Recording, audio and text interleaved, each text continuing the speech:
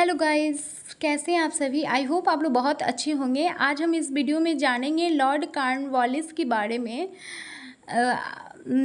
मुझे उम्मीद है कि आप लोगों ने पहले का वीडियो देख रखा है पार्ट 15 और ये मैं पढ़ने जा रही हूँ पार्ट 16। सो स्टार्ट करते हैं। लॉर्ड कॉर्नवालिस द्वारा किए गए सुधारों का संक्षिप्त विवरण करें। चलिए जानते हैं। वॉरेन हेस्टिंग के जाने के बाद जॉन कैफसर्न कुछ दिनों के लिए भारत का गवर्नर रहा, लेकिन सन 1786 ईस्वी में कॉर्नवालिस गवर्नर जनरल बनकर भारत आया। उसने शासन में सुधार की नीति अपनाई और कई महत्वपूर्ण सुधार कर हेस्टिंग के अधूरे कार्य को पूरा किया। व्यापारिक सुधार।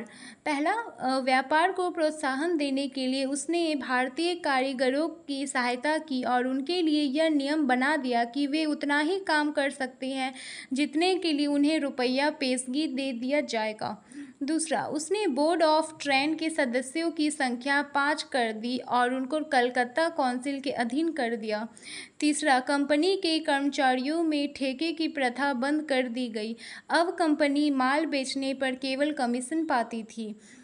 नंबर, नौकरी में सुधार। पहला, कंपनी के कर्मचारियों में घूसखोरी, भ्रष्टाचार आदि दुर्गुण फैले हुए थे।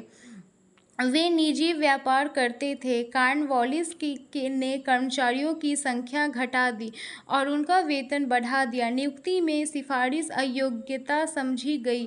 भारतीयों के ऊंचे पद पाने पर रोक लगा दी। न्याय संबंधी सुधार। पहला, अब तक कलेक्टर ही भूमि का वसूलता था और दीवानी अदालत का जज भी होता था। अब कलेक्टर के जिम्मे केवल भूमि कर रहा। दीवानी अदालत के लिए प्रत्येक जिले में एक अंग्रेज न्यायाधीश नियुक्त किया गया। दूसरा, इसके विरुद्ध अपील सुनने के लिए ढाका, कलकत्ता, मुर्शिदाबाद और पटना में अलग अलग न्यायालय की स्थापना हुई। तीसरा, कई पुराने कठोर दंड समाप्त कर दिए गए। चौथा, उसने जजों के लिए कानून का संग्रह भी किया जो कॉर्नवालिस कोड कहलाया। इस कोड के अनुसार न्याय संबंधी और मजिस्ट्रेटों के अधिकार कलेक्टरों से लिए गए और जजों को सौंप दिए गए। पाँचवा, प्रांतीय न्यायालयों ने न्यायाधीश प्रत्येक जिले में दौरा किया करते थे और फौजदारी मुकदमे की जांच किया करते थे। छठा, फौजदारी मामलों में मुसलमानी कानून काम में लाए जाते थे। नंबर, पुलिस प्रबंध। चलिए पुलिस प्रबंध कैसे थे पढ़े। पहला, इससे पहले पुलिस प्रबंध जमींदारों के हाथ में था, लेकिन कॉर्नवालिस ने उनके हाथ से पुलिस का प्रबंध छीन लिया। दूसरा, प्रत्येक जिला कई थानों में बांट दिया गया और प्रत्येक थाने का भार एक हिंदुस्तानी दरोगा के जिम्मे सौंपा गया। अंगन नंबर पढ़ेंगे अस्थाई प्रबंध। कॉर्नवालिस का सबसे मुख्य सुधार अस्थाई प्रबंध है।